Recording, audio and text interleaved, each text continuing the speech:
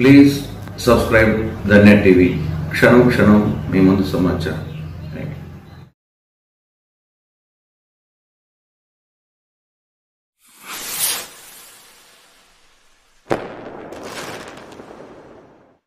మాకు తెలుస్తున్న ఇన్ఫర్మేషన్ ప్రకారం వైసీపీ నాయకులు,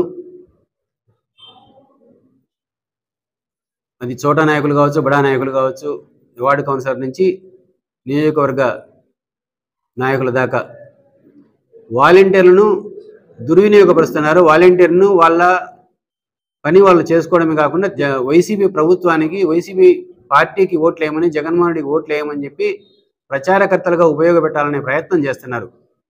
వాళ్ళ మీద ఒత్తిడి చేస్తున్నారు, మీరు మా పార్టీకి ప్రచారకర్తలుగా పనిచేయండి అని. దయచేసి నేను వాలంటీర్లకు అందరికీ చేసే విజ్ఞప్తి ఏమంటే, మాకు మీ మీద ఎటువంటి ద్వేషము లేదు. అయితే మీరు పొరపాటున వైసీపీ పార్టీకి కానీ, వైసీపీ ప్రభుత్వానికి కానీ సపోర్ట్ చేసినట్టుగా తెలిస్తే మాత్రము అది మా నోటీస్కి వస్తే ఉపేక్షించము. నారా చంద్రబాబు నాయుడు గారు వాలంటీర్ల జీతము తెలుగుదేశం ప్రభుత్వం అధికారంలోకి వచ్చిన తర్వాత 10,000 రూపాయలకు ఎన్హాన్స్ చేస్తామన్నారు.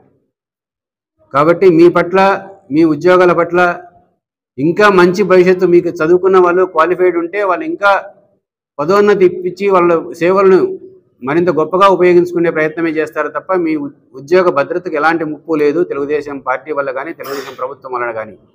దయచేసి ఇది గమనించండి. మీరేదో పొరపాటున ఇది వైసీపీ కోసమే చేస్తున్నామని అనుకోను, లేకపోతే వీళ్ళ నాయకులు, వీళ్ళ మాటలు, వీళ్ళ ప్రబోలోభాలకు లొంగి కొంతమంది ఏం చెప్తున్నారంటే, మీరు రాజీనామాలు చేసి మా పార్టీకి పనిచేయండి, మళ్ళీ మా ప్రభుత్వం అధికారంలోకి వస్తానే మళ్ళీ మీ ఉద్యోగాలు మీకు వస్తాయని చెప్తున్నారు. మీరు పొరపాటున రాజీనామాలు చేస్తే రాబోయేది తెలుగుదేశం ప్రభుత్వము, ఇది గుర్తుపెట్టుకోండి. మీకు వచ్చే 10 రూపాయల నోట్లో మన్ను, మళ్ళా మిమ్మల్ని ఉద్యోగాల్లోకి రీఇన్స్టేట్ చేసే ప్రసక్తే లేదు. వైసీపీ ప్రచారకర్తలుగా పనిచేసినట్టు తెలుగుదేశం ప్రభుత్వం అధికారంలోకి వచ్చిన తర్వాత మళ్ళా రీఇన్స్టేట్ చేసే ప్రసక్తే లేదు. మీ ఉద్యోగాలకు మేము బాధ్యులం కాదు.